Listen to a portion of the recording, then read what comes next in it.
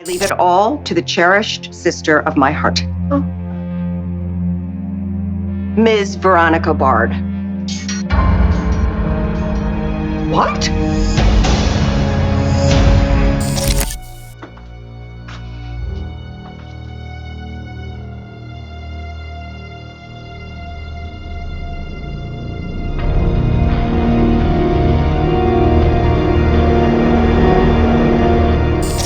Who's more important to you? Carly or Britt Westbourne? Mommy, what is that? Elizabeth, we would like you to accompany us down to the station. Why? What's going on? Where's your house guest? Hello, welcome to Port Misery, a GH podcast where we try to figure out why everybody's so miserable in Port Charles this week. We finally got a full week, okay? Like, we finally got the full week. I guess baseball is done, or it's not done, but we're not interrupting the show with it anymore. And stuff happened. Stuff happened. We got some movement in the Who Shot Drew case. We actually got some people off the suspect list, believe it or not. Jocelyn came back to town. Jocelyn's back, and all the mess that comes with that. Working class Victoria Lord is a new homeowner in Port Charles. We're gonna get into it. I'm not happy about this, and I don't buy it for a second. Me and Tracy are on the case. We're on the case because who is this woman? But yeah, we got a full week, and I'm happy to recap it. I'm gonna try and do the best I can. I have been very busy. School started, so now I have to educate the kiddos. But I'm still gonna try and get this out as soon as possible. We'll see how it goes. But let's start. We got to start with Monday. So Monday, Spy Hospital, obviously, because we didn't have it last week because we only had 2 days, and it was glorious. But it's back, and it's in full force. And so we got Pikeman. Pikeman's at Bobby's with Carly. Carly is out here eating like a Grand Slam breakfast. I was like, yes, queen. You know what? I love when they show female characters eating real food, because Pikeman was over here eating some blueberries and oats like a damn bird, trying to steal her bacon. But I was like, yes, girl, get the full meat lover slam breakfast. Like, start your day off right. I love to see it. Now, obviously, it's all fake food and shit. It's probably been there all day, so we're not gonna see her actually eat this food because what the hell. But like I said, I love to see her like eat food. Olivia also was like, we need a pizza oven in here because we be ordering pizza. Exactly, because Olivia, like, we know that Lisa Cicero probably never eats pizza, or if she's eating pizza, she's immediately on that elliptical. She's like, let me work this pizza off because she looks good. But I like the illusion that people be eating. Sam like Noodle Buddha, right? She was like, let me get my greasy Chinese food on. Love it. But Pikeman is with Carly at Bobby's, and Carly lets it drop that she went to see Anna. Now Pikeman's like, why you seeing Anna? What she want? Y'all not friends? What's going on? And Carly's just like, oh yeah, she wants to talk to me about, Drew shooting and stuff. So I want to talk to her. And he's like, well, you got an alibi. You got an alibi. You were with me. So why should he talk to you? What's the problem? And she's just like, it doesn't matter. And like, I didn't do it. But like, you've never asked me if I did it. He is very much like, even if you did it, you didn't do it. Like, even if you did it, you didn't do it, so it doesn't matter. Which I can see these are the reasons why I get why Carly likes this man, because it's very reminiscent of Mob Hospital, that even if you did it, you didn't do it energy. Like, that is a Mob Hospital quality that Spy Hospital shares with them. But they are interrupted because Joss comes home to lie a bunch to her mom's face about some old woman and getting her care. Did this woman get care? Did she need care? Is not Carly, but is Jocelyn just putting shit in the universe? Oh, this woman's so sick, and now she needs care. I had to go get her some care. We know that that's not what happened. She was at the Evil Sandals Resort in the Balkans, and then she flew to Australia with her grown ass 35-year-old handler slash lover to get her back blown out for a week. Okay. But she's just like, yeah, I did all this stuff. And Carly's like, oh my God, I'm so proud of you. Let me go get you a BLT. And then Pikeman's all like, hey, girl, like brief me on the mission. They just always doing stuff. They always talking about the spy shit in the middle of the, like, in the most public place possible. We talking about spy shit in Bobby's. We talking about it at GH. We talking about just all the spy shit is out in the open. And like, how is this covert? How is this covert? But he's talking to her like, hey girl, tell me about how everything's going. She's like, you tell me how everything's going. I'm not getting screamed at and get slapped in the face, so I assume my mom doesn't know I'm a spy. He's like, nah, it's good. And then all of a sudden she's worried about Jason. Remember when she wasn't worried about Jason? Remember she was like, I made a pinky promise with Jason, so it's fine. Now she's worried about Jason. She's like, well, now that I'm back, I don't know. I don't know if the pinky promise is gonna hold. He's like, don't even trip. I got Jason. Carly comes back with the BLT. He's like, I gotta go. So I guess he's going to run up on Jason, but Jason's at the will reading. I don't know, y'all. It's Monday. So he leaves. Jocelyn's there with her mom. They're talking about stuff. Britt shows up because we got a Britt and Jason talking about Nathan's scene. Now, I would usually put this in Delusional Hospital, but since Britt decides to run up in Spy Hospital, we'll just keep her here. And so Jason is in Britt's room because you know how Carly's little spot, like Bobby's, it's a boarding house, but it's like a boarding house from 1910. And so the bathroom is not connected to the room. I have stayed in like places like this, not in America.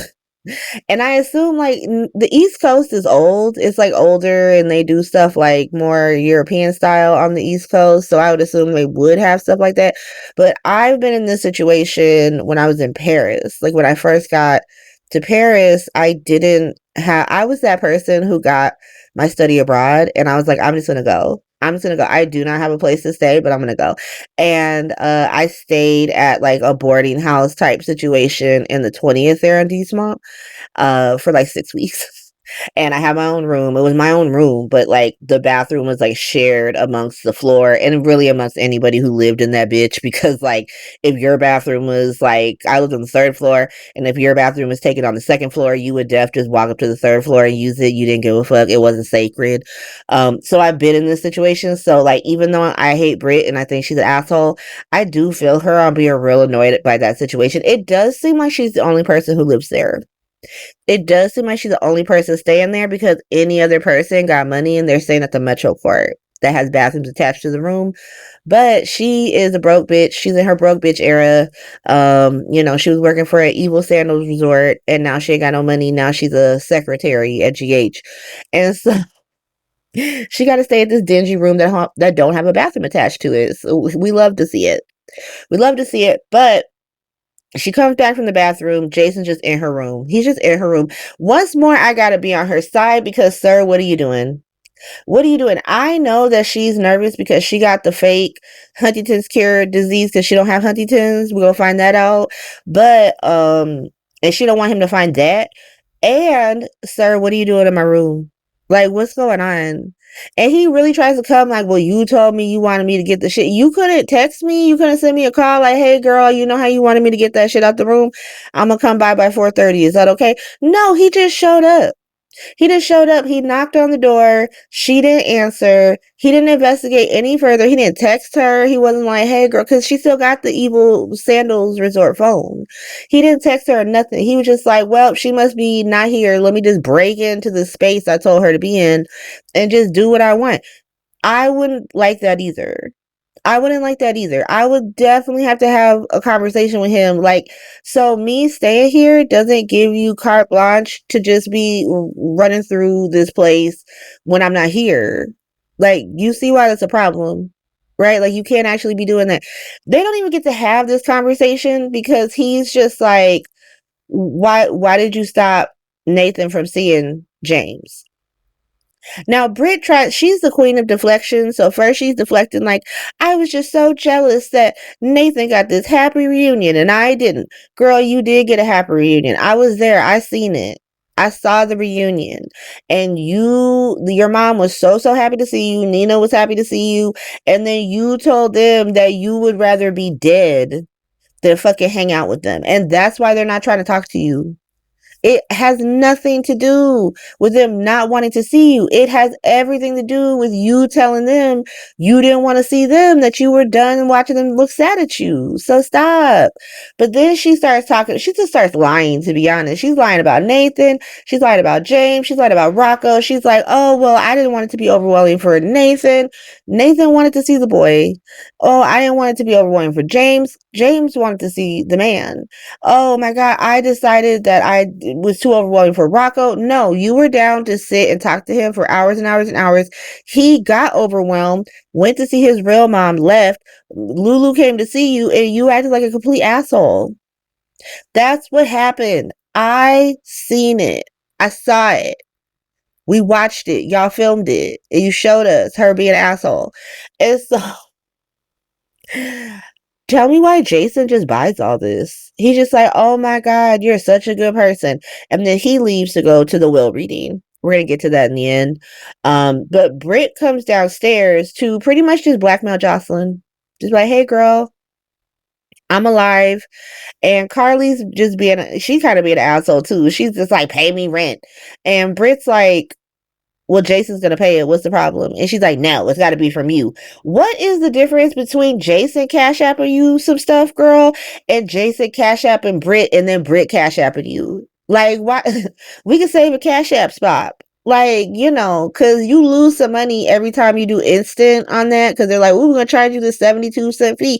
And yes, the 72 cents, but still, like, I could just Cash App you the money, like, or Jason could just Cash App you. You're not even charging Jason for this room. You just gave him a key and said, if you need the room, you can have the room. And now all of a sudden, you need rent for the room. I get it. Like, that's your op, maybe, I guess, because you got weird territorial inclinations towards Jason, but like, you even charging her for this room is actually crazy.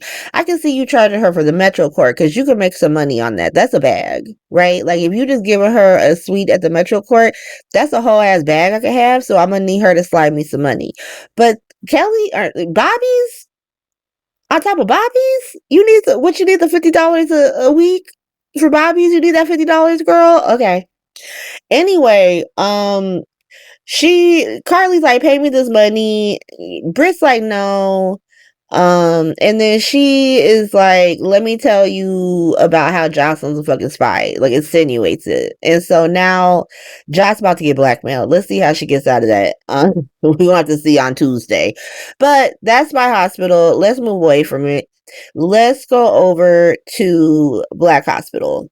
So Curtis goes to see Alexis, who's pretty much just like, get your shit together. Get your shit together. I was a suspect. It's seeming like I'm not a suspect because it canceled the meeting on me. Anna said last week that she's still a suspect, to be honest. Anna didn't stop thinking about Alexis. She just found some other evidence. But Alexis is like, if it wasn't me, you also on the list. Curtis is like, bet. Thank you so much.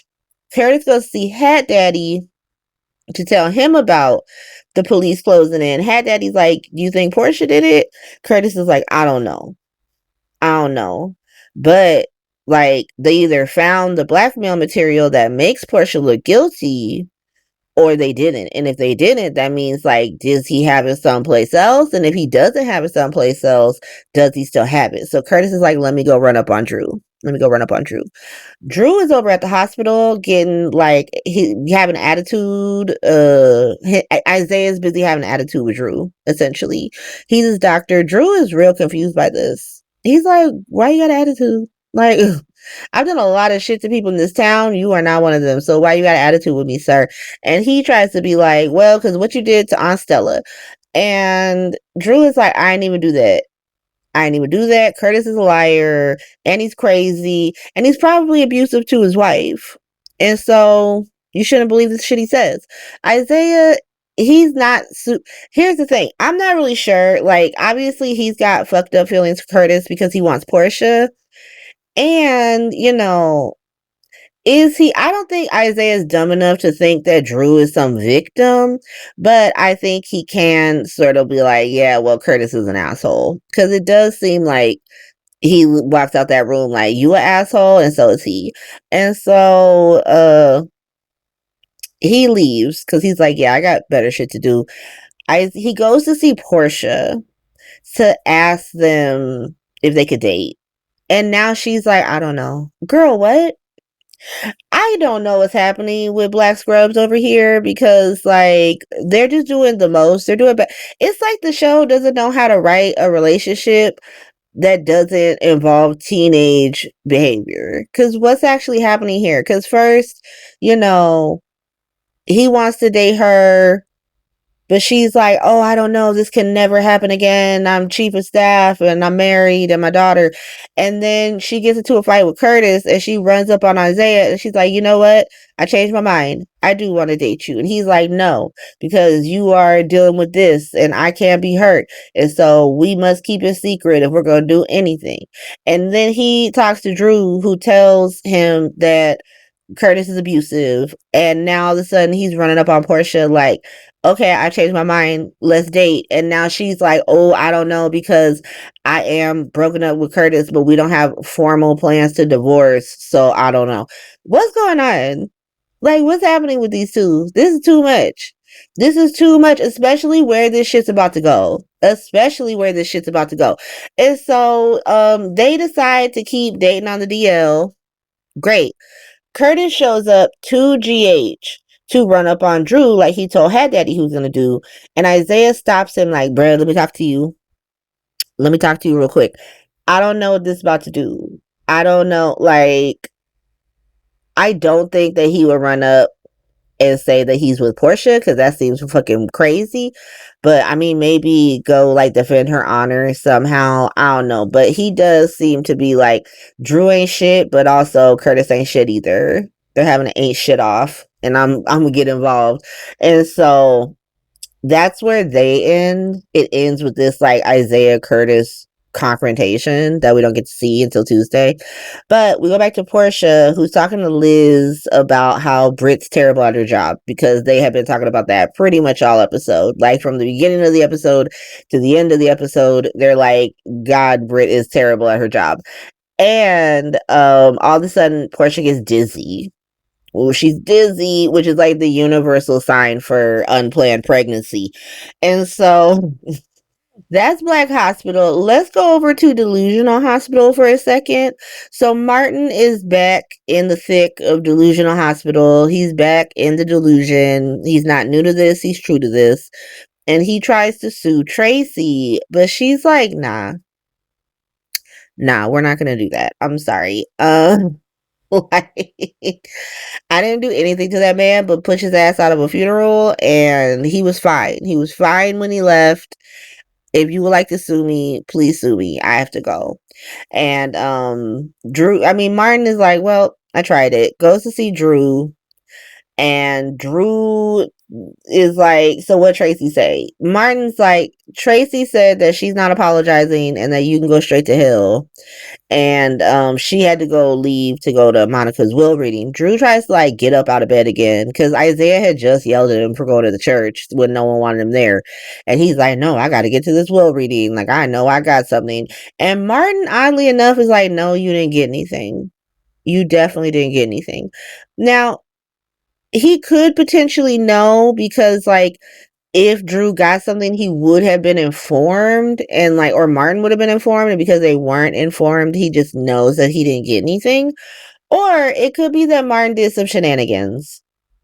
There's a big possibility that shenanigans are afoot because I don't trust this will at all, and we're gonna get into why in a second.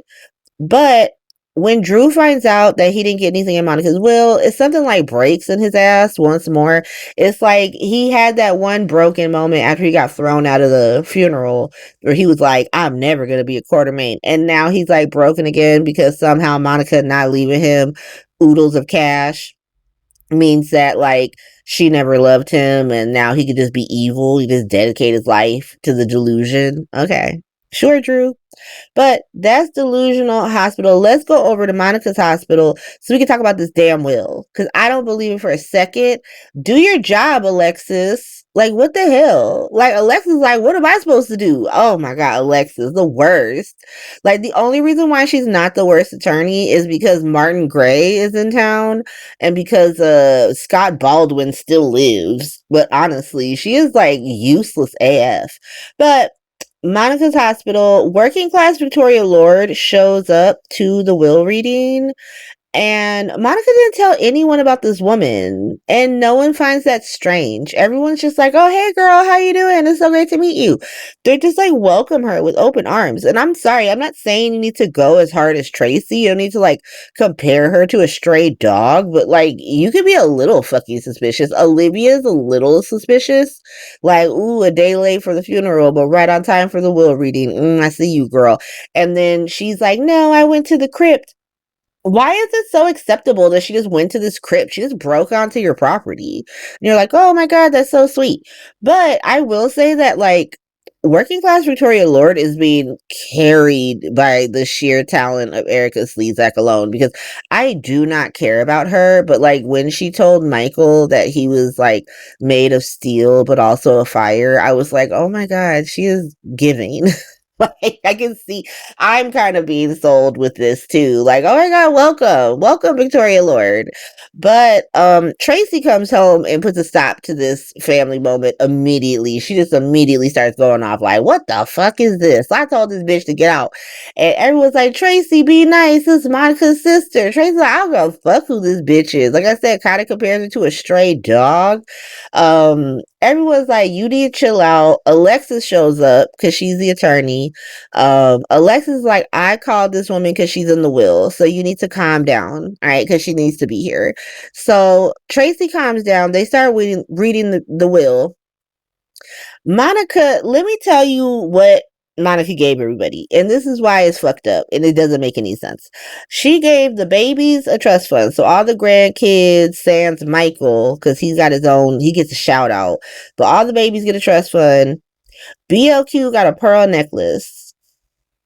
I'm not saying she needed money. I'm just saying, oh, okay. Was this is a special off-screen extended universe pearl necklace, clearly, because what's the significance of this necklace? Ned got some records. Olivia got some cookware. It's very Price is Right up in this will reading. We're just getting random things. Working class Victoria Lord got a locket, which kind of makes us think like, oh, so this is what she's getting. But then we get to Tracy, who got some pickle Lila relish. Now, if you remember in 2012 when Edward died, he gave her pickle Lila relish, and it was this idea that she's supposed to start her own company. It was a terrible story. It led to fucking it led to Franco as Roger Howarth on the show. It was terrible. And I mean, Roger Howarth is fine. Disclaimer, I don't have a problem with Roger Howarth. I just think bringing Franco back on the show was a terrible idea. He could have played any character at all. Moving on. And so Edward gave her some pickle Lila relish, and she was really hurt by that. And so she's really hurt by this, which clock that. Just clock that for later. Jason gets Alan's watch, which okay. Michael gets like some yachts and cars and horses. And then we find out that working class Victoria Lord got the mansion. Are you fucking serious? Are you fucking serious? Absolutely the fuck not. Absolutely not. This has to end with her being a fraud. Maybe she is Monica's sister, but it has to end with Martin having done something to that will, because it's very weird that Monica would have one provision with a locket and then save to the end that like working class Victoria Lord gets the mansion. Like, and then she didn't put any provision for people to stay in the mansion. She's just like, yeah, y'all got that. Like, y'all, I hope she lets y'all stay. Be nice to her ass. What are we talking about? Because what I don't want, and like if it happens, I'll live with it. Like, I'm just gonna stop watching. But I will complain about it and be annoyed. But I do not want, like, working class Victoria Lord to just leave the show but still own the house. And then like everybody's constantly telling Tracy that this is Ronnie's house. Monica gave it to her. I don't want that. Like I said, we could have given this house to Olivia, and it's the same fucking result. That you have a non-Quartermain who married into the family, who owns the house, and Tracy cannot, have a sole domain over the fucking house. Like, I don't want it. Or like, oh, working class Victoria Lord sells it to them for like $1. No. No, it wasn't cute when Sunny was selling bars for $1. It's not cute if like working class Victoria Lord gives up this like sprawling property. Okay. Okay, like I said, Erica Slezak is killing it because that's the only mode she knows how to operate on. I'm just saying that I don't know this woman and I don't care about her. And like I said, though I wouldn't be as rude to her as Tracy is, I still get why Tracy's at this level. Like, I understand energy with Tracy. It's everybody else I don't understand. I'm like, why are you all just like, yeah, it's fine. It's totally fine that working class Victoria Lord is just shown up after Monica's death and none of us have heard of her before. Monica didn't bring her up at all. And now she's inherited the most important fucking centerpiece of the entire show. That's fucking weird. And it's fucking weird that Martin already knew that Drew didn't get anything. Like, how do you know about this will? That's fucking weird. Because, like, I actually assumed that Monica would have left Drew something. Like, something to be like, yeah, I'm sorry that, shit ended the way it did, but I still cared about you. And that she would leave him something of Alan's. Like, the way she left Jason. Something of Alan's. Something that would make him feel bad.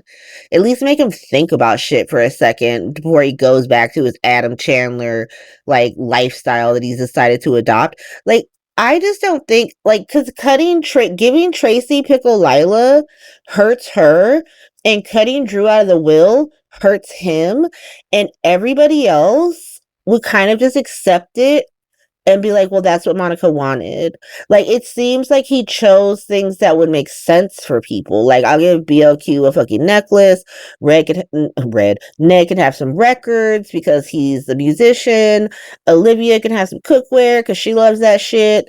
Jason can have this watch. Michael can have the yachts, cars, and horses because it's like a majority of the shit without the mansion. I just don't buy it. I don't buy it. And so let me go watch Tuesday. Let me go figure out what's happening Tuesday. I'll be right back. And we're back. It's Tuesday. Tuesday. Spy Hospital. Let's start with Spy Hospital. Let's get out the way. So Joss obviously has to be Team Britt. She's caught between her mom and Britt, but she's got to be Team Britt because Britt knows that she's a spy and she needs to keep that on DL. So she's like, Mom, you're out of line. Like, you got to be grateful to her because she saved my life. Girl. Okay.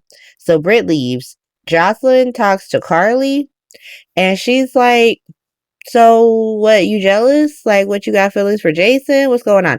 Carly's like, girl, why I gotta be jealous? What's jealous of what? Jealous of who?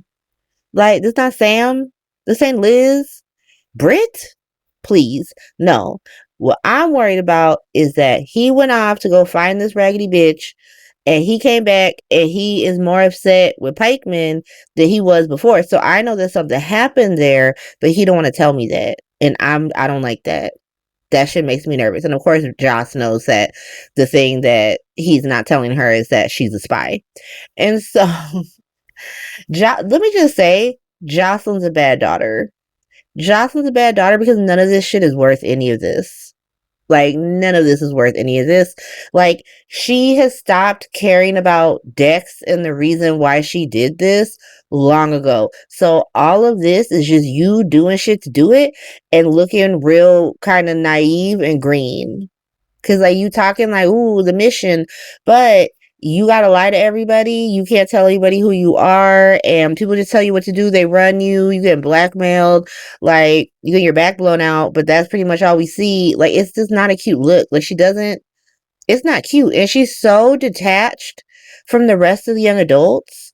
Like, and she's such an ancillary feature of Spy Hospital. Like, if you think about Spy Hospital, like, if I'm calling a spy, I'm honestly calling Anna before anyone else.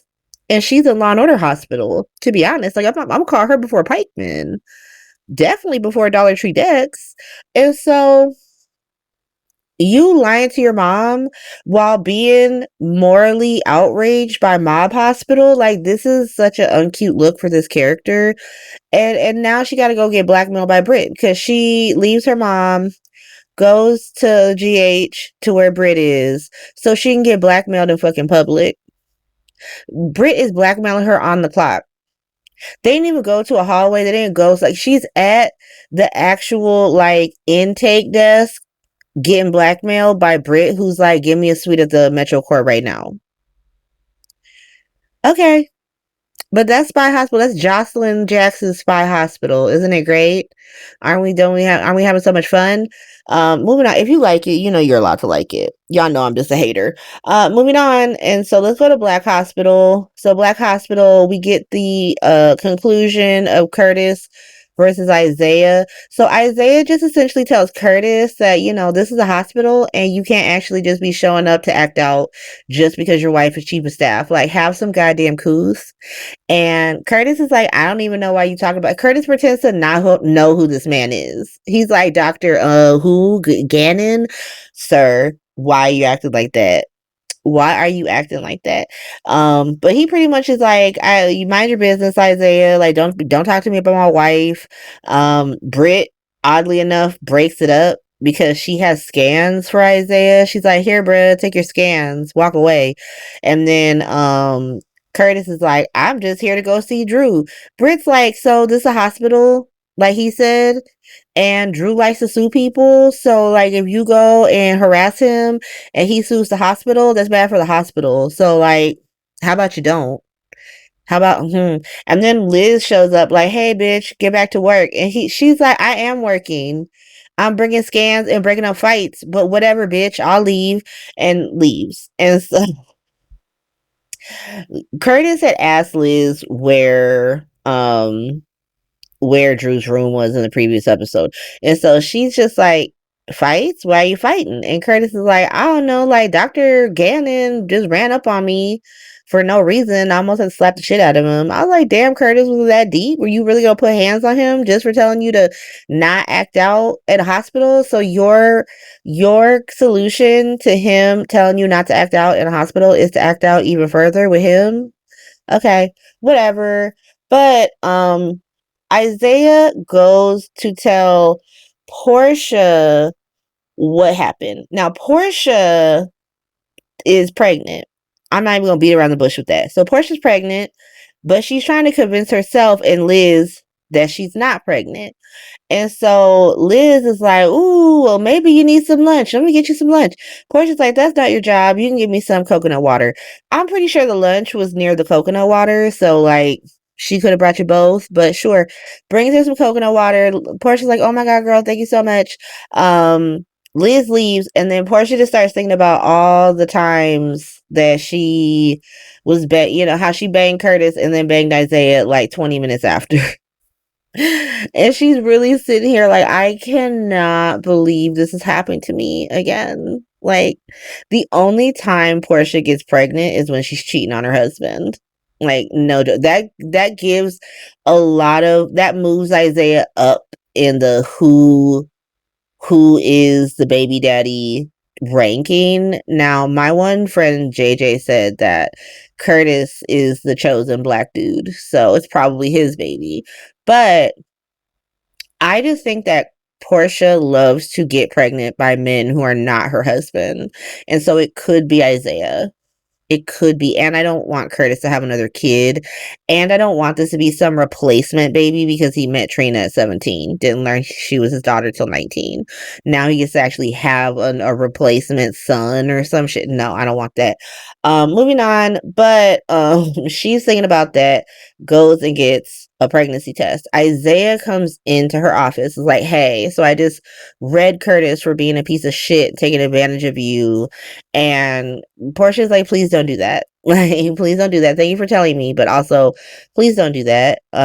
Being like weird as fuck around him. Like, she's acting like her water is about to break in front of him. Like, girl, okay. But she ushers him out of her office and she takes one of those like 30-second pregnancy tests. Cause like literally she comes out of the bathroom and her like phone timer is almost up. So like puts the like pee stick directly on her desk. Girl, like put a paper or coaster on it or something. You just pissed on that. But like she takes the pregnancy test, it's positive. It's super it's like someone, it's so positive. Like it's like the TV positive pregnancy test where like it's like someone took a Sharpie and drew those lines on. Like, girl, you're at least 7.5 months. It was so positive. It was crazy. But of course Curtis walks in. And that's how Black Hospital ends. Very dramatic. Very dramatic drama happening over at Black Hospital. Let's go over. So this is a new iteration just because I didn't know where to put these two. And I was thinking about Jocelyn over in Spy Hospital, just how isolated she is over in Spy Hospital. She doesn't have a friend or anyone to talk to.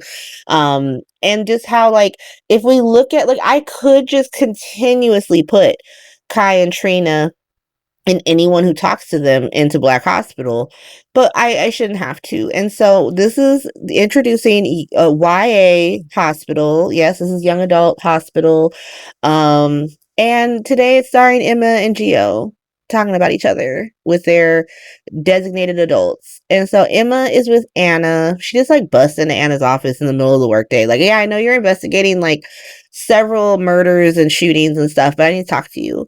And she talks about how she kissed Gio, which should already like weird Anna out because this young man lives in your house and now you're learning that they're like kissing each other. Like, oh girl, no, absolutely not. Like, no. But she's like, yeah, but he didn't even want to kiss me. Anna's like, so did he like pull away? Was it awkward? She was like, no, he kissed me back. And she's like, oh, okay, so was it bad? Is that what it was bad? And she's like, no, it was great. It was the most magical kiss in the world. Anna's like, I'm very confused.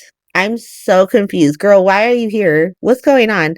And so she's just like, I just ruined everything. I ruined everything. I ruined the friendship. And Anna's like, you should just like talk to him. Have you tried talking to him? Like, you just talk to him. It's fine.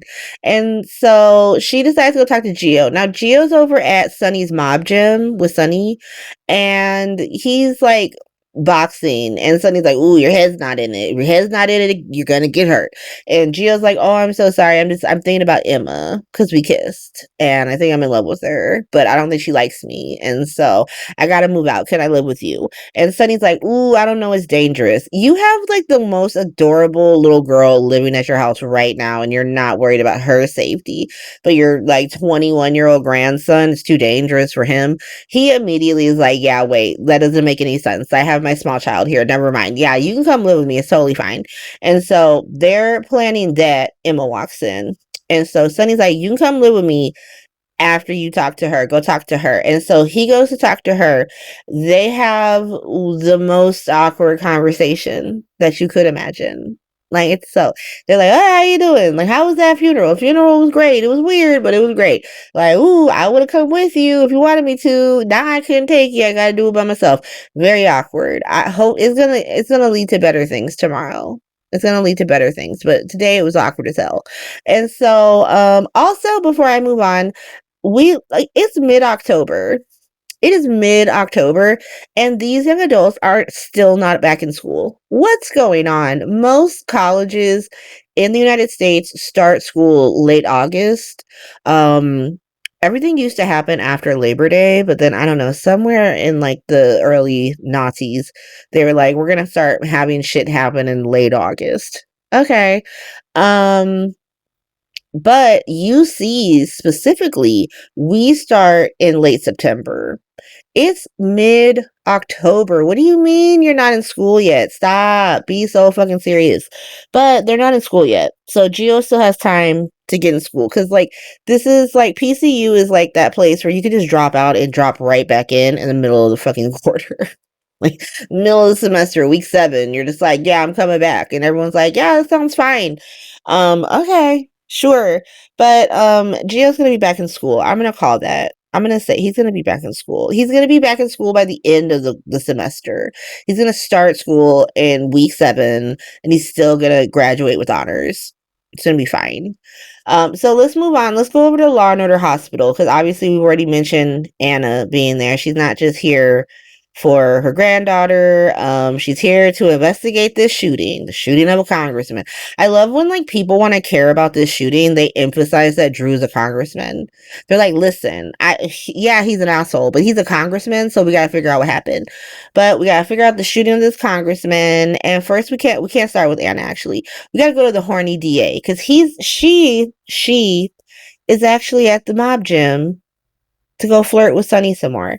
Girl, why are you at this mob gym? Be so fucking serious. Like, you are the DA. And you're like, let me go to this mob gym for the off-screen boxing class. There's not other kickboxing classes in Port Charles that are not owned by mobsters. Like, what are you talking about? Girl. But she's there flirting with Sunny. We learned that she is so infatuated with Sunny that she doesn't know the Quartermain address. The Quartermain address, 66 Harborview Drive, might be one of the most famous addresses in daytime because there's a lot of like famous houses or sets in daytime.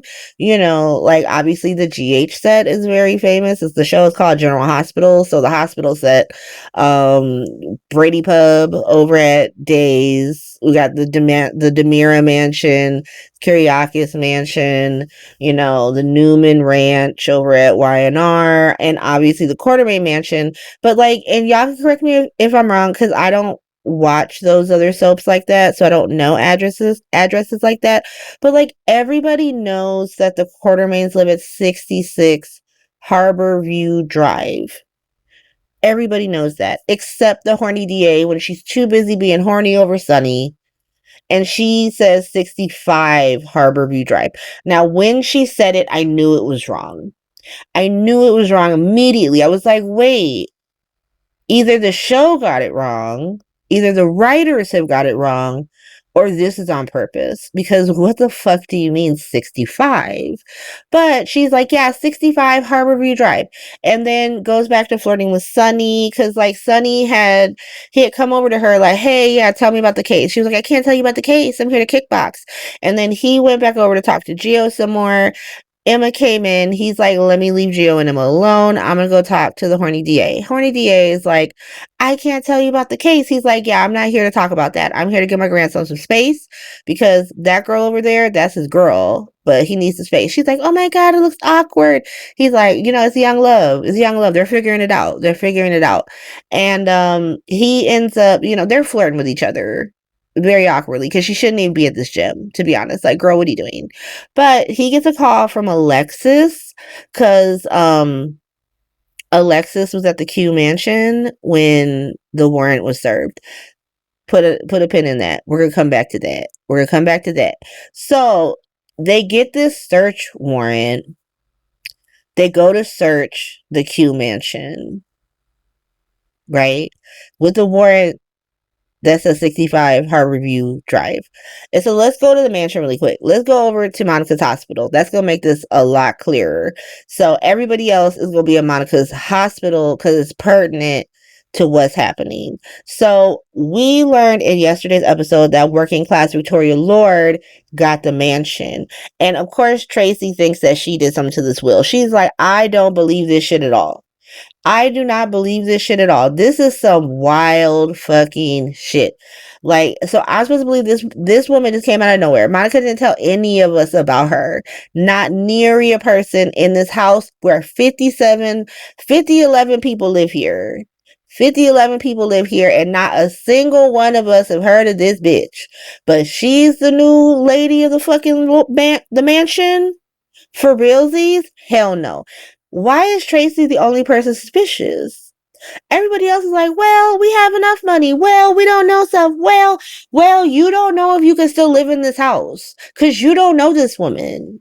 You don't know this woman, and she just inherited this house, and she can do whatever the fuck she wants with the house. She could sell it. She could kick all y'all out. She could turn it into a fucking hotel. She could do whatever she wants with the fucking house. And you're all just like, yeah, it's fine. We love that she got it. What are we talking about? It would be, and Tracy from Sunday's Shift said this. She was like, it'd be one thing if there was like an addendum that like, okay, she could have the house, it's her house, but everybody who lives in the house still has to be able to live in the house. Like, you can't kick anyone out. But it's like, she just got this house, and y'all don't know if you have a place to live tomorrow. But you're like, well, it's Monica's wishes. Okay. Like, I get Jason being on that time. Like, he should be more suspicious, but I get him being on this time because, you know, at the end of the day, he's a part of Mob Hospital. He was only over at Monica's hospital for Monica, and now Monica's dead. And so he could honestly just go right back to Mob Hospital. Another reason he was at Monica's hospital was so Danny could be with Scout and Rocco, and now Scout don't live there, not allowed to see him, and Rocco spends half his time with Lulu. Like, they could spend the same amount of time if Jason and Danny lived at Mob Hospital. That's all I'm saying. I don't even need them to move out. I'm not advocating for them to move out. I'm just saying, if they moved out, it wouldn't actually, he'd still just see Rocco and Scout the same amount of time that he sees them right now. Moving on. But no one's fucking suspicious of the fact that working class Victoria Lord just inherited this house. Like, everyone is actually crazy believing this. Like, they want to be in Delusional Hospital so fucking bad. I'm not going to put them there. You all live in Monica's hospital, and you better get this goddamn mansion back. But Anna and Chase show up to search the mansion with this warrant. And they learn that working class Victoria Lord owns the house. And, you know, she's like, hey, y'all. Hannah's just like, I don't, who are you? Like, and she said she's Monica's sister. And she's like, Monica's sister? The fuck? It's so funny. I love how everyone's so confused about Monica having a sister. But, Anna's there to search the house. Tracy's freaking out. She's like yelling at Alexis, do something. Alexis is like I said, I'm not y'all's attorney. Bye. And like runs like she's on fire. Just runs out the house like she's on fire to go round up the Sonny Corinthos baby mama brigade to click up about this warrant and warn Carson that Michael's on the radar. Like, Michael, the Q mansion getting searched. If you got a trick up your sleeve, you better do it now because getting searched. They're like, fuck. Okay. But back at the mansion, working class Victoria Lord is like, so I own the house, so let me see that warrant. Like, let me read it first. She's reading the warrant. She realizes that the address is wrong because she's had to like MapQuest this shit. I'm sorry, that's not right. I'm sure she uses Google Maps. It's just because she's an older lady. I'm like, she's probably using MapQuest, printed out the directions just like when I was a kid. But she had to like Google Maps the address like a bunch of times to get there. And so she knows that the address is 66 Harborview Drive. It's not 65. So she's just like, yeah, this warrant ain't good. This ain't it. So, and that's how the episode ends. And Anna's gagged. Like, she is, you know, Anna's pissed. Like, because Anna didn't get that warrant. That was the horny DA. The horny DA got the warrant. The horny DA is the one who don't know the address to the Quartermaine Mansion. That's why she got a nickname. If you don't know the address to the Q Mansion, you haven't been on this show long enough to earn your actual character's name. I'm not calling you that. You are the horny DA for the foreseeable future. Because, girl, what the hell? What the hell? Sonny Corinthos knew the Q Mansion address in the 90s. Rolling up to the mansion, uninvited, unwanted, just to like pick up Brenda and shit and be a menace. Like, what you mean 65? That's across the street. But that's Tuesday's episode. Let me go watch Wednesday really quick, and I'll be right back. And we're back. And it's Wednesday. A lot happened on Wednesday. It was a lot of different stuff. You know what? It's not straggling. It's just different. It's so detached. Like, I'm sure, like, one story is kind of straggling by itself, but it's cute. It's cute, so I'll allow it to straggle. Um, Another is still attached to the Drew shooting. Another one's about to bust loose, probably sooner rather than later. But there is a little straggle Wednesday. We're straggling on Wednesday.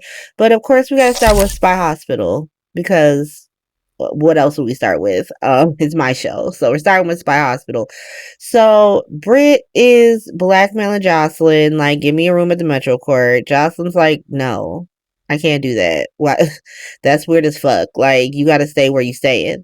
She's like, well, I guess gotta tell Carly. Here comes Pikeman. He's like, hey girl, how you doing? Britt tries to get attitude and he takes Jocelyn to the side. They're always talking about shit in public. Like, always in public.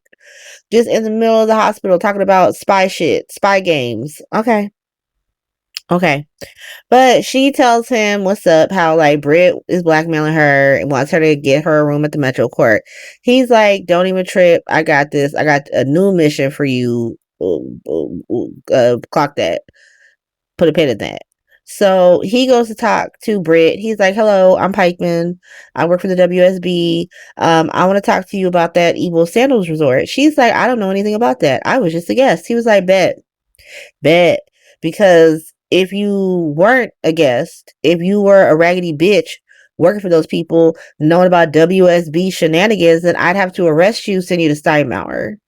And you don't want to go there, girl. Ask your mom. And just walks out. So she shut down. She's still living at Bobby's. Like, girl, you tried it. She also tells him that she's Miss because she's not a practicing doctor. That's not how shit works, by the way. You are a doctor because you got a medical degree. Your degree doesn't go away just because you lose your license. Like, you're still a doctor. You can still go by Dr. Westbourne. You're just not a practicing doctor because you don't have a medical license. Just a little heads up for the writers. You can't revoke someone's medical degree or their PhD unless you find out they plagiarized their final project or cheated on something. Then you can like retroactively say they didn't earn it. But like once you get the degree, you're a doctor and no one can take that from you. So we don't have to call her Miss. But you know, neither here nor there.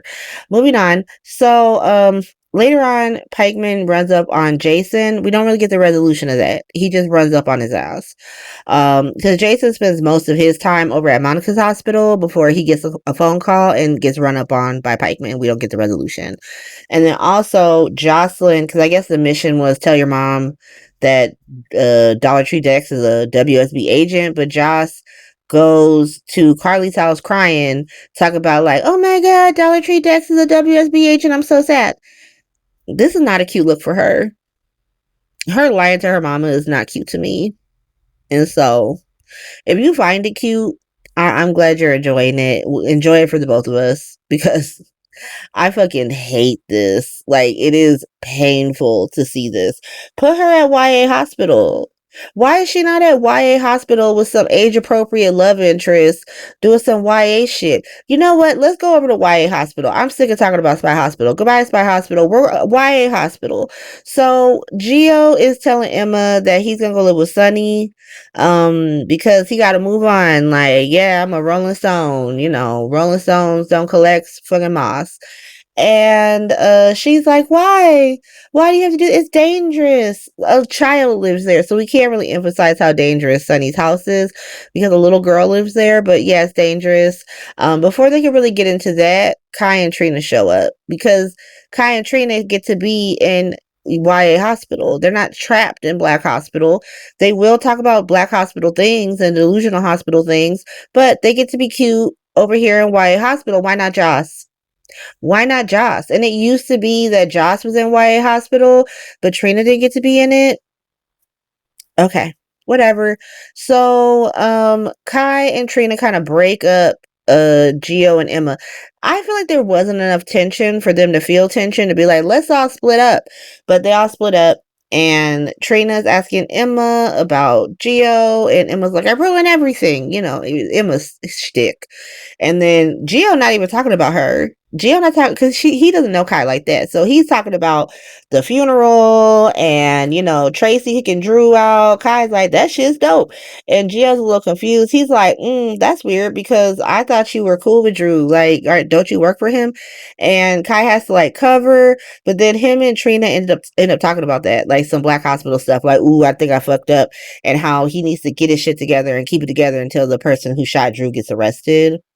But before Emma tries to leave, Emma's just like, I got stuff to do. I'm the only person in this gym that's not wearing gym clothes, that's not here to do gym stuff. So I'm gonna leave. Trina's like, bet, but not before you talk to Gio. So go do that, girl. Emma talks to Gio, and she's just like, I don't want you to move out. Like, I'm sorry I kissed you. I'm sorry I made it weird, but I don't want you to move out. And he's like, girl, I like you, and that's why I'm trying to move out, because like the kiss was not weird. It was great. I want to be with you, girl. And so now they're together. It's very cute. They're together. He still has to move out though. He still has to move out because now that you're together, you actually cannot be just living together. That's not cute. Like, that's too far. You're doing too much. So you just need to let him live with Sonny. It's fine. It's gonna be fine. And I mean, he should honestly go back to the Quartermain mansion, but who even knows who owns it? If Michael was owning it, it'd be like, yeah, you can just go back there. But now that it's working class Victoria Lord, I don't even know if he's allowed to go back there right now. It's a little weird. But like, does she know about like Jocelyn and Trina living above the garage? So many people live there. So many people live in this place, and there's no addendum that says they're not gonna get thrown out immediately. I can't think about it. Let's move past it. But he can't live there no more. That's all I'm saying. You got to go live with Sonny and buy a bulletproof vest or something. But moving on, let's go over to Black Hospital. So Curtis obviously busted into Portia's office yesterday when she was taking that pregnancy test, and she hides it and tells him he tells her that he thinks that Drew lost that blackmail material. And he also tells her about Isaiah running up on his ass and like asks if it's true, like, am I abusing your power? And she's giving weak bitch energy here, like, no, my God, I don't know why he would say that, so crazy. Portia, what the fuck? Come on now. But Portia's essentially like, I think it's a good idea, like, because he's like, I think we should run up on Drew and kind of just like see where he's at. And so she's like, yes, let's go run up on his ass. So they go do that. We're gonna get back to the run up on when we talk about Delusional Hospital, but they run up on his ass. It's successful. And so they decide to break up, because there's no reason to stay together since Curtis only wants to stay with her to protect her on some weird macho shit. And so he leaves, and she doesn't tell him that she's pregnant. And I'm like, yeah, it's fine. I don't care. I don't care. Y'all know I don't believe in men's rights at all. So like, yeah, girl, that's your baby. You don't have to tell him nothing. He might not even be the daddy. He's in that situation with you again, and I could get why you being like, yeah, I don't want to deal with this right now, to be honest. And so that's Black Hospital. We will see Portia and Curtis again over here in Delusional Hospital, because Delusional Hospital is afoot. So Drew is still in this hospital. How many days it's been, I don't know.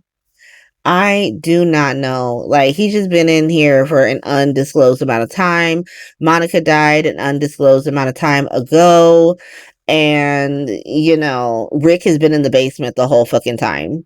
And so, but Drew's in this hospital, Willow's with him, and he's saying how he wants to get out the hospital tomorrow, and he wants Scout and Willow to move back in with him. And Willow is just making a bunch of excuses, not just for why she's not going to move back in, but also why she's not going to give him his daughter back. And I thought that was so funny. She was like, yeah, like, let's just sort of like, you move back in, and then we'll like fill it out, and we'll see if me and Scout want to move back in. Like, that's his daughter. Like, so fucking funny. But they're talking about that when Willow gets like an email from the court, and she learns that the custody case has been pushed back to mid-January. So she's not going to see them kids until 2026. Wild. So she's like freaking out. Portia and Curtis busting.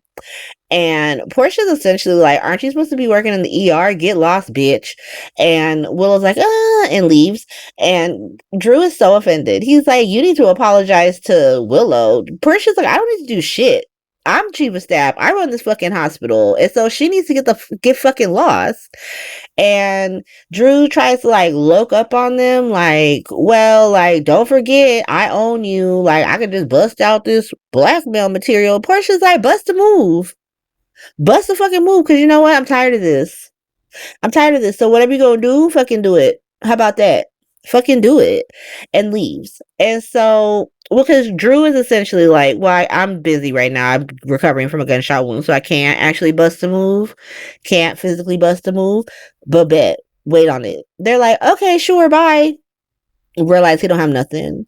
The crazy part is that Drew doesn't know that he doesn't have anything at this moment. So they're just kind of like feeling it, like, ooh, it feels like he doesn't have nothing. So they're just like, bet, we're free, let's break up, Portia's pregnant. That's Black Hospital wrapped up. But Drew can sense a like change in the winds with Black Hospital. He's like, you know what? Black Hospital been giving me way too much attitude. Like, I had Isaiah give me attitude yesterday. Now I got Portia and Curtis giving me attitude. Like, who's next? Stella? Why is all of Black Hospital giving me attitude? So he calls Martin to see what's up. Like, so what happened with the safe and the PCPD?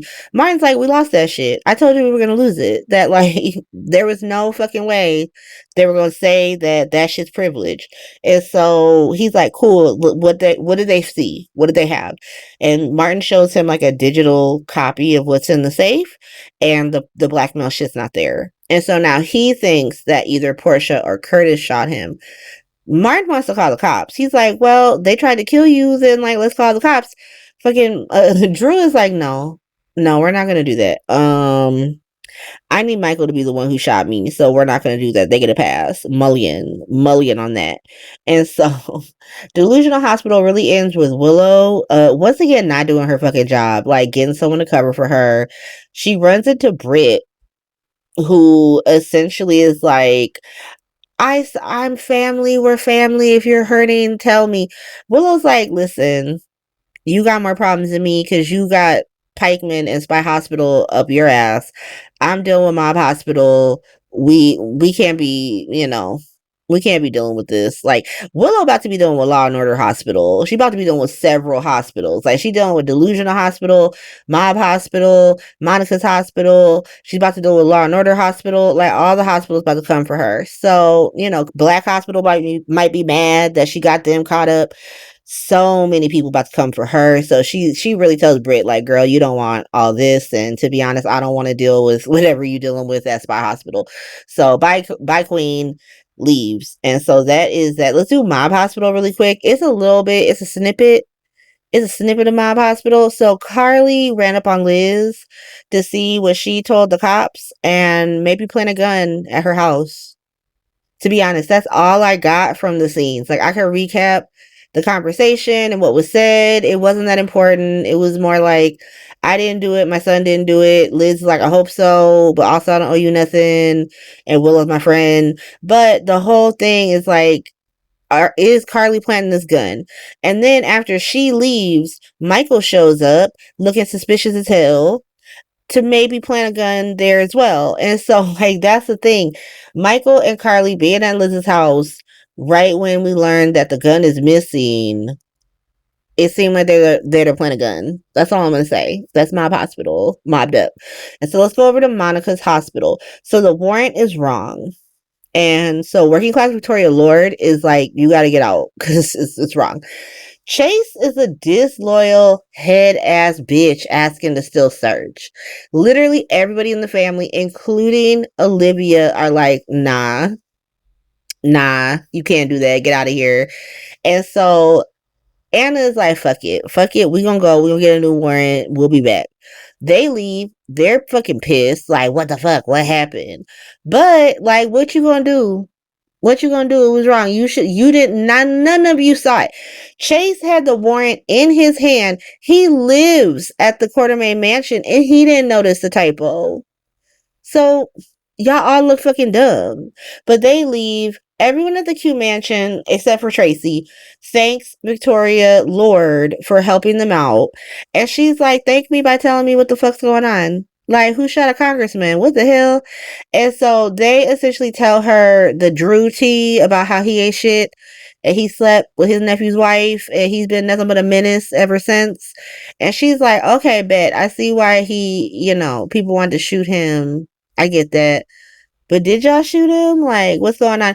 At that point, Michael gets a phone call. He's just like, listen, I didn't shoot nobody, but I gotta take this call. He takes a phone call. He's out for a second. Tracy is still just flipping out on working class Victoria Lord the entire fucking time. Like, you are an outsider and a waitress. She's just very obsessed with this woman being a waitress. She's like, you raggedy bitch waitress. Everybody's like, who cares if she's a waitress? That doesn't even, like, why are you so pressed about this? But, Michael essentially comes in. He's like, listen, everyone thought I was going to inherit the house and I didn't. And if anyone's going to contest the will, it should be me and I'm not going to. And he leaves. And Olivia and Brooklyn are pretty much like, hey, Vicky Lord, do you want to go on a tour? While Tracy is just cussing out Monica's ghost, to be honest. Like, bitch, what the fuck? That's when Anna comes back with the correct warrant to search the house.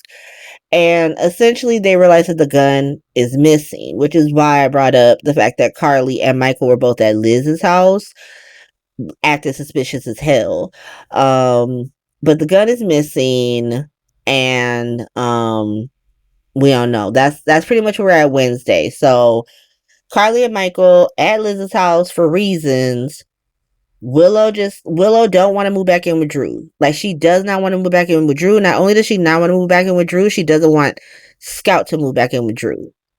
We got the PCPD searching the Q Mansion for Edward's gun. They can't find it. It's not there. And so that's where we are with the case. And then also I feel like we know that Portia and Curtis didn't do it. Like, I could just take them off the list because no. That's crazy. But that's pretty much where we are right now. Let me go watch Thursday really quick. And I'll be right back. And we're back. It's Thursday. And we are still doing Spy Hospital. So much Spy Hospital. This is the longest return a character ever had that wasn't off screen. Like, because Jocelyn was not off screen. Like, we saw her at the Sandals Resort in the Balkans, and she's still on this homecoming tour with her mom and only her mom. Like, she's the only one getting these theatrics.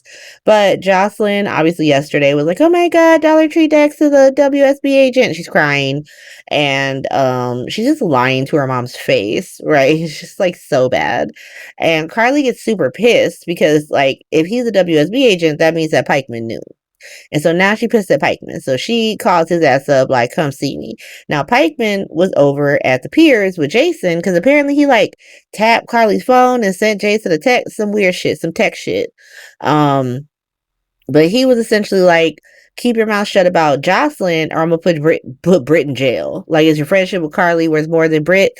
And why are we putting this comparison? Because this is not even a comparison. The real comparison is if you had to choose between Carly going to jail and Britt going to jail. But this is not even a real choice because you have to choose between upsetting Carly or putting this bitch in jail. Yeah, the bitch not going to jail is gonna win. But, he's just setting this up ooh, Jason's choosing Britt over Carly when, she not even appreciative of this. She doesn't even feel that. She doesn't care about that. We'll get to that later. But he gets the call from Carly, goes over there. Carly starts reading his ass for filth, and he just starts gaslighting her. Girl, I told you about this. I told you this will happen. You said you're okay with it, and now you wilding out. I don't understand. And it literally just ends with her being yeah, you right. The blow up, the Carly blow up when she finds out that Joss is a spy better be worth me having to sit through her looking so dumb. with all these people, just getting snowed by all these people. Like, I need her cussing Joss out, cussing Pikeman out, cussing Jason out. Britt can get cussed out. Like, everybody. Dollar Tree Dex can get cussed out. She can fly to the Steinmauer, cuss out French Ho. She can cuss out Valentine while she's there. Anna can get cussed out when she get back. Like, everybody needs to be cussed out because I've had to sit and watch my girl look like a whole ass dummy for at least 4 months. In this, so the retribution better be worth all this. But Spy Hospital really ends with Joss going to warn Dollar Tree Dex that she told her mom that he's a spy, and then, you know, they just make out. Groundbreaking. And so that's Spy Hospital. Let's move on. Let's move away from it. Let's go over to Law and Order Hospital. So Anna calls Dante in because she's tired of Chase. Everything with Chase is going wrong. So we got to get Dante back on the case because sick of Chase. And she tells him the tea about the warrant snafu and about Monica's sister. Because Dante, I don't know, when's the last time Dante been at home? Because last time I checked, he also lives at the Quartermain Mansion. Anna brings that up. Like, you live there. What do you think? And so the fact that he's just so out of the loop. He's just so out of the loop on this thing. I mean, I guess he wouldn't be a part of the will reading. So, like, fuck it. But she tells him all that. And then she's pretty much like, but none of that shit matters because I think Carly did it. Why does she want it to be Carly so bad? Like, she wants to put Carly in jail to spite Pikeman so bad. Girl, you sound salty. This is loser behavior. Like, find another way to get Pikeman. Like, it's so weird. Trying to pin a whole ass murder on Carly to spite Pikeman. Okay. But she's like, yeah, I think it was Pikeman. And Dante was like, I know. She essentially says Pikeman's a liar. I think it was Carly. Or it was Michael. But definitely Carly. And Dante's pretty much like, I don't know. And so Anna's like, okay, speak up. Why you feel that way? And he's like, listen, so the Quartermain Mansion is like a liquor store in the middle of LA.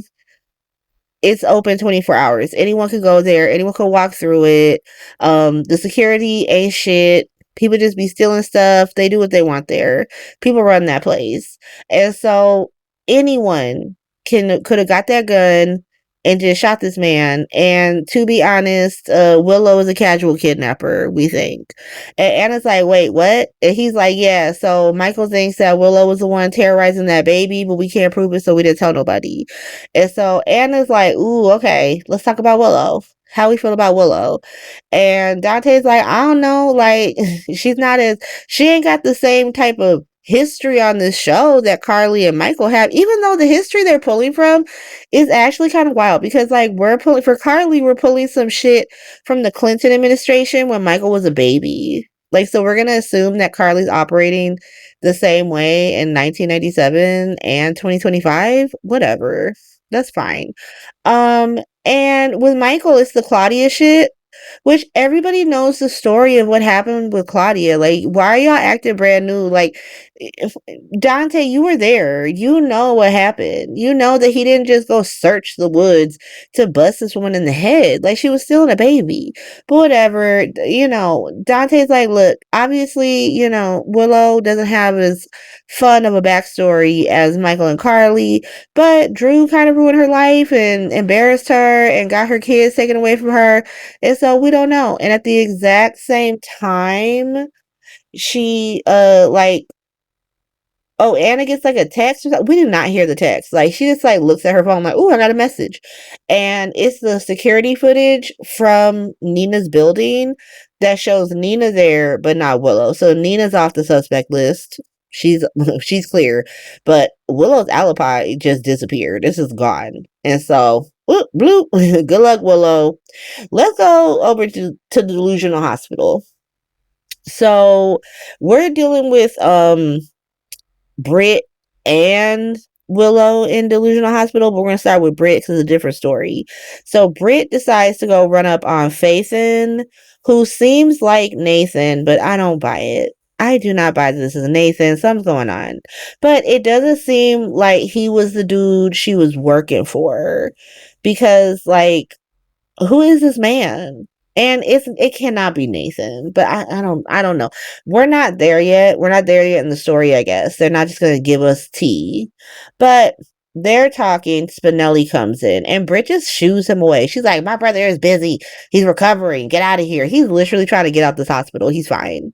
He's absolutely fine. But she runs him out of there. She leaves. Spinelli runs up on her like, okay, you don't want me to talk to him, so you tell me what's good. Because it's not a coincidence that both of Cesar Faison's kids just came back to life in the same week. Be so fucking serious, girl. So he don't have a memory, supposedly, but you do. What's going on? And she just lies some more. She's the same lies. I was working at a spa.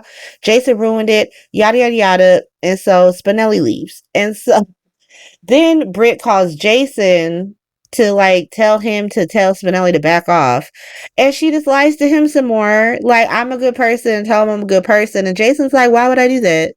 Like, yeah, I don't think you would hurt your nephew, which lies. Lies because she obviously knows something and she's letting this zombie facing man be around him. So that's not true. And Jason's like, I assume you wouldn't hurt your nephew, even though that's a lie. But I don't know anything else. Like, you haven't said anything. All you do is make up excuses in front and be annoying. And now I'm supposed to go call Spinelli and tell him you on the up and up. What the hell? And she tries to deflect some more and be like, well, if this was Carly, you would do it. And Jason's like, if this was Carly, I wouldn't even be asking these questions. She would have already told me where the body was buried. What the fuck are you talking about? That's what I'm saying. Like, you want this Carly fucking relationship with me, but you don't operate like Carly does. So what are you talking about? And then she's just like, I want you to leave. You're never gonna put me first. Girl, what are you talking about? You don't trust him. You want him to do some like, if you jump, I jump Rose shit. He already did that at the Evil Sandals Resort with the bomb. Remember when he was gonna die in the Evil Sandals Resort with you, get blown up? But whatever, she walks away. That's the end of her. Goodbye, girl. I'm tired of you. But Spinelli does go back to talk to Nathan, and he's talking about James. He brings up, Maxie being at Moblis Hospital at the Coma Care Center. He's like, you still love Maxie. Of course, he thinks it's 2018. He's still married to Maxie in his mind. So of course he still loved her. So we just set up the Naxie versus Spixie triangle minus Maxie, because Maxie is over at Moblis Hospital in the Coma Care Center. And so that's Naxie versus Spixie. Yeah, Naxie versus Spixie is up. Pick your sides. I have no horse in this race, to be honest. I am more partial to Spinelli just because of the J Sam of it all. Like, I think that Sam would be Team Spixie. And I have friends who are like open Spixie supporters. Like, if you watch Sunday Shift, Tracy loves Spixie. She's like, don't disrespect Spixie. And then Susie, who I used to do the GH report with, she loves Naxie. She's like, Naxie up. And so I'm just along for the ride. I'm just along for the ride. Y'all let me know whose side you're on. Are you Team Naxie or are you Team Spixie? But let's go back to OG Delusional Hospital with Michael and Willow. And so Michael went to Liz's house yesterday, obviously, remember, and he's waiting for Willow. And, it starts off okay. She's like, I'm so sorry about Monica. It's so sad for you and for the kids. Like, I want to call, but, I assume that would not be welcome. Michael's like, thank you so much for your condolences. I heard from the judge, Willow's like, yeah, it's crazy. I can't see them until 2026. Like, what the fuck? Like, she starts to cry, and Michael's like, nah, we're gonna speed that up. We're not gonna wait until 2026. The kids can't wait until 2026. Like, this was very cute when it was just October, but now it's January, and I actually can't do that to my kids much longer. So here's what we're gonna do. And for some reason, Willow thinks that he's just gonna give her these kids back. Like, in her mind, you can see it in her face. She's like, fine, he learned his lesson. He's gonna give me these kids back. No, girl. He's like, so what we're going to do is we're going to have supervised visits once a week for an hour with therapists. She like breaks down. She's like, what the fuck? Like, you wouldn't want that. It's crazy. You don't trust me? Of course he doesn't trust you, bitch. You left him for his uncle. You try to give your kids away to the uncle. You literally held him hostage when he was burnt up in a medically induced coma on the behest of his uncle. So no, he doesn't trust you. You moved your kids in with the uncle, didn't even see how it would affect them. You didn't give a fuck. And so no, why would we trust you, girl? What are you talking about? Willow is so crazy. She is such a head ass bitch. I can't. I wish she would just own it. If she would just be like this 24/7 instead of acting like, woe is me. I can't believe that they're dealing with me like this. Like, why is everyone treating me like this? Because you're a head ass bitch. That's why. But she does agree to this. She does agree to this. And so maybe Carly and or Michael planted this gun and setting up Willow. I don't know what's about to happen, but it seems like Willow is going to get to see these kids again. Like, I cannot get over her being like, why don't you trust me? Why would he trust you? Also, girl, you are the only person scheming. You and Drew are the only ones scheming. You're literally trying to frame him for Drew's shooting. You were like torturing a baby. You were down to have Portia switch his tests to fucking make him look like a drug addict. You all because you think he like paid off a judge, and now you don't even know if that's true. You think that Drew killed the judge because Chase told you that. And so you're the only one scheming. That's why you're not trustworthy. But that was Thursday. Let me go watch Friday. Let's wrap this episode up. I'll be right back. And we're back. It's Friday. So much is happening on Friday. So much happened on Friday. Like, the week was rather slow. Like, stuff happened, but so much happened on Friday. Like, it took me so long to sort of organize this because, like, people were jumping back. It was a good episode, but so much happened, and I'm gonna break it down. So I'm gonna try to do this as succinctly as possible. So we gotta start with Mob Hospital because Sonny is up and he's just like running through town. Some article that we did not get to read. We did not. I didn't even know Lulu was writing this article, but this article hit like gangbusters, and people are pissed, and everyone's talking about it. And I didn't get to read. I didn't know about it. Did y'all know about it? This article, like, but it came on Friday, like the guns of the Navarro, because oh my god. Sonny runs up on Lulu at Bobby's and it's like, girl, what's your problem? What the fuck is your actual problem? Like, so do you got beef with me or do you got beef with my son? Like, what did we do to you for you to be out here acting like this? Now, Lulu is like, I don't really know why you got an attitude with me right now because all I did was report the facts. Like, I even said how the dumb, horny DA got the address wrong. Sonny was like, don't do that. Don't do that because see, you know that what you did was make it seem like she got the address wrong and that gave my son time to get rid of this gun. That's what everyone thinks now is jury tampering. He's essentially accusing her of that. She's like, I reject all of that. I didn't do any of that. Okay, I did my job. I am a reporter. What do you want from me? Like, y'all are Mob Hospital. It's not my fault that y'all look guilty of sin anytime some shit pops up because y'all stay mobbing. How is that my fault? Sonny's like, okay, cool. I hope that the apology is as loud as the disrespect because my son didn't do that. And he leaves. Lulu's like, okay. Girl was just trying to eat in peace, but sure.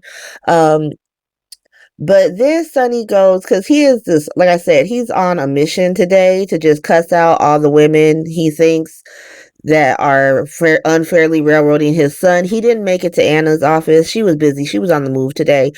So she might not have been there if he decided to stop by her office. But also, I think Anna, out of the 3 women he was talking to, was the only one who would tell him to shut the fuck up. Like, bruh, shut the fuck up. But Sonny then goes to pretend to be Diane to lure in the horny DA and low-key threaten her about prosecuting Michael. He's like, so what you're not about to do is prosecute my son, and here's why. And she's like, oh my god, are you threatening me? Because that wouldn't be good. He's threatening me. He's like, no, I'm telling you what it is, that you have a conflict of interest and you can't prosecute my son. That's what I'm saying. Like, did you not hear Drew blackmailing me and threatening my son? Were you not at the crib making pizza, having pizza night with me and my daughter? You can't prosecute Michael. She's like, so you're gonna blackmail me? He's like, nah. I kind of love that Sonny was like, if I was gonna blackmail you, if I wanted to blackmail you, here's how I would do it. Here's how I would do it. I just let you prosecute this case. In the middle of it, I'd be like, here's the blackmail material. Take the case. Boom. I'm not doing that. I'm trying to be real nice about this, because if you prosecute my son, we can't date. That's pretty much what he said to her. He was like, I'm doing this for us. So essentially he said, if you prosecute my son, then we cannot date each other. You don't want that. You don't want that. Let Molly prosecute it. Let this shit be awkward as fuck and have Molly Lansing Davis prosecute her own cousin and let everybody deal with that messiness. You and me date. And it's so she about to date this man. That's why she gonna remain the horny DA, because she following in the footsteps of all the horny like special prosecutors and FBI agents before her. She's now the horny DA. Remember Claire, the horny special prosecutor? And then I do not remember her name. I know no, it's not Reese. Reese was a horny FBI agent that pretended to be she was original Carly, but we don't talk about that because fuck her. And then there was the other she is, no disrespect, the horny FBI agent, the OG one, Hannah? I think it was Hannah. That's JJ's wife, Jonathan Jackson's wife. She was OG horny FBI agent for Sonny. And so horny DA is following in the footsteps of many women before her. But that was Mob Hospital.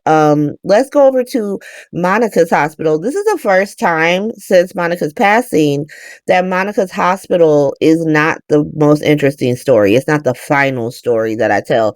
Just because, it's a lot of the same. It's a lot of the same. It's Tracy flipping out at working class Victoria Lord, who's being very earnest. Like, I just want to know about my sister, please. While Tracy's like, fuck you, bitch. I know you a con artist. And, same old. But Victoria Lord is using Lila's tea set. Now I'm in a Discord with people and we talk about the show. And they were like, it's not my Discord. It's just a Discord I'm a part of, before people are like, you have a Discord? Let me join. I don't have access like that. But I'm in this Discord. We talk about the show. And people were like, I thought that Tracy gave the tea set to Violet. Like, what happened to that? What happened to Violet getting the tea set? These are rich people. I'm sure they got multiple tea sets. Like, that was one tea set she got for her 50th birthday. I'm sure Edward seems like the kind of asshole who got his wife a tea set for their second anniversary, and she said she loved it so much, and he stayed buying her ass tea sets for the rest of her goddamn life. He seems like that husband. The husband you can't get too overly excited with the gift, because then he decides that that's the only gift you need for the rest of your life. Like, oh my God, you love frog sweaters? You like frogs? And then he just spends the rest of y'all's lives buying you frog trinkets and frog scarves and all that kind of shit. And you literally just said that one frog thing was cute that one time. You didn't want to live your life just forever collecting frogs. Now you're the crazy frog lady because this man is so fucking weird, has no imagination. That is Edward Quartermain with the tea sets. And so I'm sure that house just has a whole fucking room dedicated to tea sets. If Edward got a whole cache of weapons in his study that they all keep, I'm sure Lila had a sitting room full of like dozens upon dozens of tea sets. That's the most beautiful tea sets. And so working class Victoria Lord goes and gets one of these tea sets. Now, I'm of two minds of this. I'm of two minds. Of one mind that technically this is her tea set, because everything in the house is Monica's, because that's how possession works. Possession is 9/10 of the law. And Monica left the house to her, so this is her tea set. This is her tea set. And also, that's not your tea set. Excuse me. That's not your tea set. And Tracy told you that's not your tea set. Like, that's her mama's tea set who is dead. Stop using the tea set. At no point does working class Victoria Lord stop using this tea set. She just keeps using the tea set. She said, this is my tea set. Monica told me I could have it. So, like, the whole episode, she drinking tea in this tea set, she did not give a fuck about Tracy saying this her dead mama's tea set. But let me so Tracy comes down, she sees her using the tea set. She's like, stop using the tea set. That is my mama's tea set. That's not your tea set. Victoria Lord is like, bet. I just want to know about my sister. Can you just tell me about my sister? Tracy's like, no. Absolutely not. You are a con. This is why Erica Slezak works really good in this role. Is why she's a good choice, because she's very earnest in it, and she's such a good actor that even if she's conning, I don't actually know that for a fact right now. Like, she's doing an excellent job. Like, if they just wanted, if it's just some Martin Gray shenanigans, and she's also a victim of this too. She was only supposed to get the locket, not the house. I would believe that. And if they wanted to flip it, like she's working with him and they show us that scene like sometime this week, I would also accept that. That sounds dope as hell. But I don't know, and that's why she's a good choice. I still hate this idea of working class Victoria Lord getting this house, so just gonna keep that cute. But Tracy is like, I don't believe any of this shit. There is no fucking way that Monica wouldn't tell me about you. There's no way she would just disinherit Michael, not tell him. Absolutely not. Now, I'm just going to wake this up real quick. Michael wasn't exactly disinherited, right? He got some yachts and some cars and some horses. That is all cash money. That is expensive rich people things. It's not like she left him a Toyota Corolla, right? She probably left him like a Rolls Royce and a Lamborghini and shit. Like, the horses are expensive, yachts are expensive. So, like, he wasn't exactly disinherited. He just didn't get the he just didn't get the house. And so it's very funny how the ways in which money is being discussed in this story, and how they're acting like this is the thing that Tracy cares about, that she somehow doesn't want this like destitute waitress to have this house because poor people should stay in their fucking sphere. That is not the issue right now. Like, it bugs me that everybody is framing it that way except Tracy, trying to make her look crazy, trying to gaslight her. Like, Tracy's being gaslit by the story. I don't know if that makes sense to anybody, but like the fact that nobody thinks that any of this is weird. Like, nobody is like, it is so weird that this woman that none of us has heard of comes out of the woodwork and all of a sudden inherits this house and none of us saw it coming. Everyone's like, well, maybe Monica said we had too much money. When has Monica been about that life? She's a professional rich lady. She live in a mansion. What are we talking? Okay. But Tracy bounces and she goes to see Lulu at Bobby's because she asked her to dig up dirt on working class Victoria Lord, and Lulu didn't find anything. She's just like, she's a regular woman. She's a regular lady. She just does regular shit. And then she inherited this house. I don't know what to tell you. And Tracy's like, that's fucking bullshit. Like, I don't believe that shit for a second. Lulu tries to do that, like, oh, well, maybe you're mad at Monica because of this. And Tracy's like, no, I don't trust this woman. Look, I don't trust this woman. Like, why are y'all so quick to trust this fucking destitute ass woman who just popped out of the woodwork? None of us ever heard of her. And Lulu's like, well, maybe Monica thought you had too much money. Once again, why does everyone keep trying to make this about the money instead about this being weird as fuck? This is weird. Who is this woman? What do you mean this random change happened? When did the change happen? Let me see the original fucking will. What are you talking about? Like, this is weird as fuck. And everybody, like I said before, they all want to be a delusional hospital believing this shit. Just believe, yeah, it's Ronnie. Like, of course. Like, oh, thank God, it's Ronnie's house. Monica gave it to her. Stop. I fucking hate that shit. I hate that shit. Just tell us what's going on. Because absolutely not. And like I said, it'd be one thing, like I would be able to more easily buy this if Erica Slezak was staying on the show, right? Like if she was just on the show now she's Ronnie. Okay, she's not Ronnie, like cool, but she's leaving the show. So like, what does she sell Michael the house for $100 like Sonny did with Phyllis and the bar, and then Phyllis disappeared, now it's Christina's bar? Like, what's going on? What's going on? But like I said, everybody just gaslighting Tracy, being like, y'all have enough money. Let this woman have some money. It's not about the money. Be so fucking serious. And so let's go back to the Q mansion. Michael comes in where working class Victoria Laura is still drinking this tea out of this tea set. She said, this is my tea set, so I'm gonna use it. Michael comes in and pretty much tells her that like he's cool with her owning the house, like thanks her for, you know, having that, reading the warrant, getting that shit, because Michael was gonna read that warrant. He could be like, girl, do what you want. But she was like, okay, well, like, why did you need them to give you some time? What's going on? And Michael just kind of gives her the tea, like, look, Drew ain't shit and Willow ain't shit.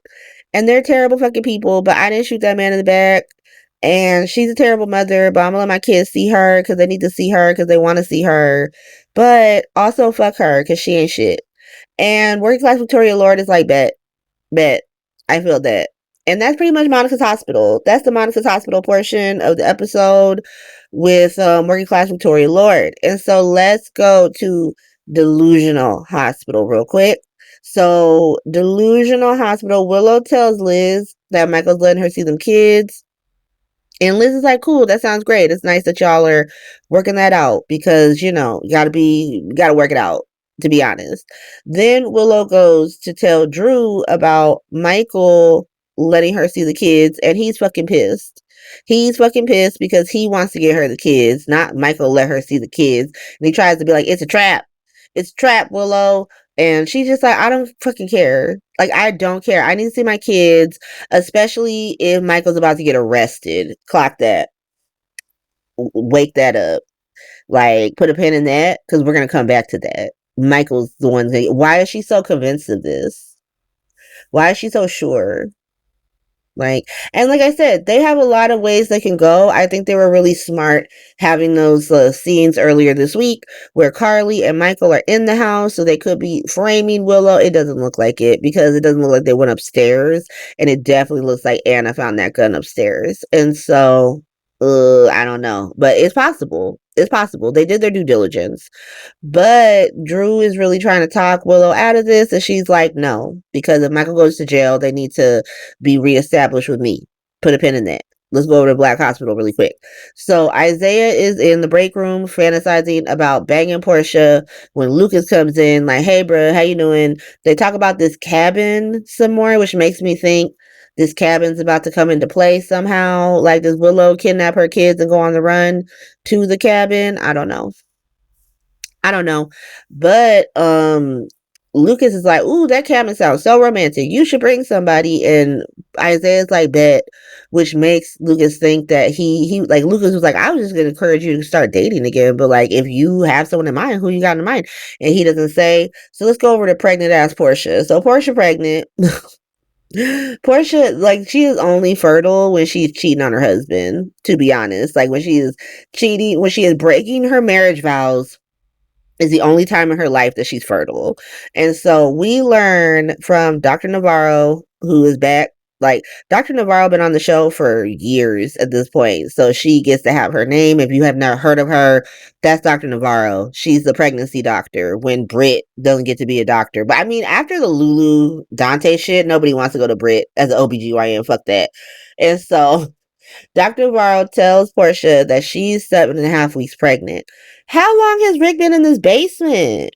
He was only supposed to be in the basement for 30 days, but she's 7 weeks pregnant, which means that it's been 49 days.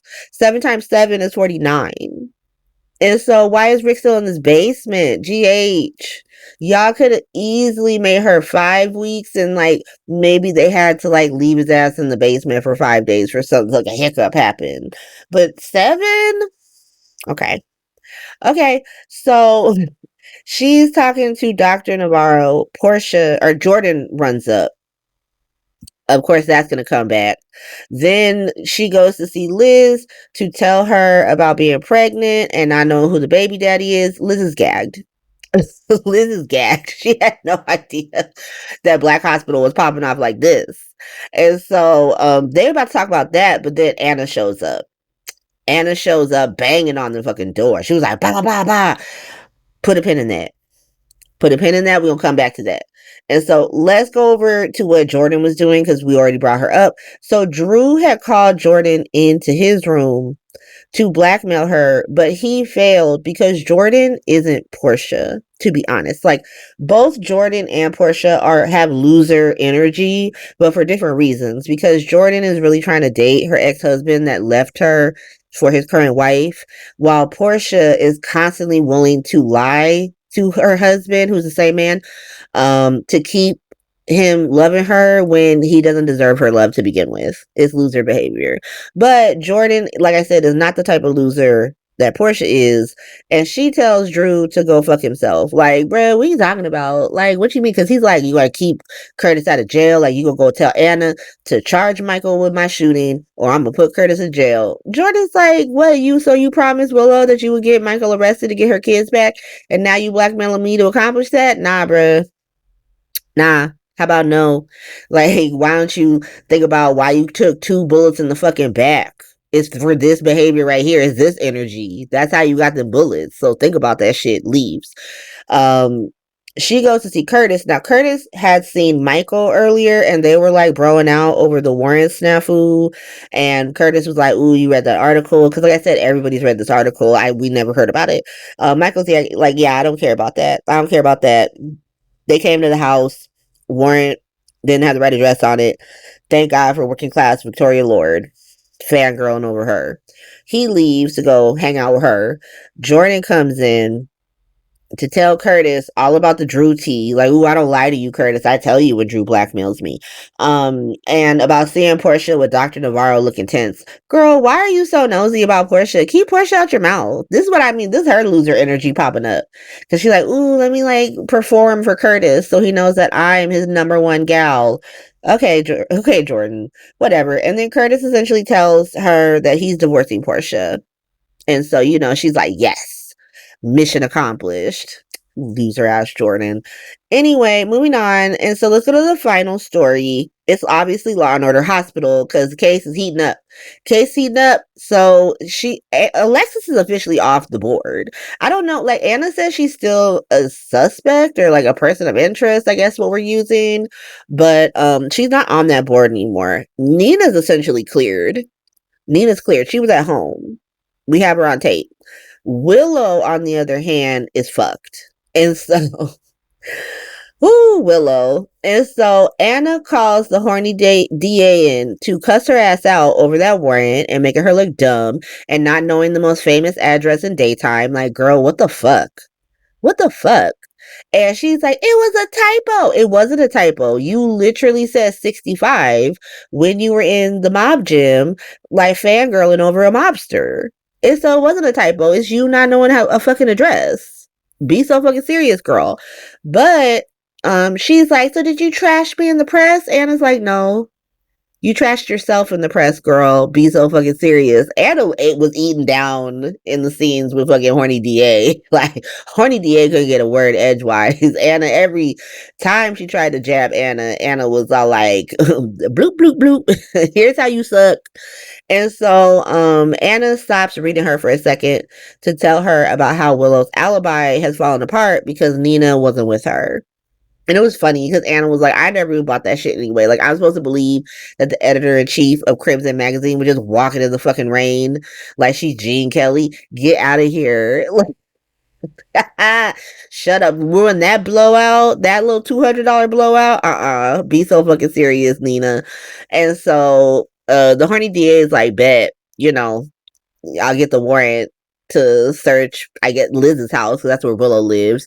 Anna on the way out is like, I'll make sure to double check the address. Anna not dinging her on the way out the door. Anna said bloop bloop. And so Anna then goes to Liz's house to search for the gun. Liz is gagged once more. She's trying to call Rick, who's locked in the basement for 49 fucking days, apparently. And Anna comes downstairs with the gun. And Liz is like, where you get that from? Like, whose is that? Anna's like, yeah, girl, I'm gonna need you to come with me. And where the fuck is Willow? Where that hoe at? Wake that up. And so that's how Fridays ended. That's how Friday ended. Willow just went to the top of the suspect list. And it's an interesting, we'll see where it goes. We'll see what Willow has to say for herself. But that's the episode. Thank you for listening. If you like this, feel free to like and subscribe. If you're listening to this on podcast, Apple, Spotify, Google, give me 5 stars, write a little review, and I'll see you next week. Bye.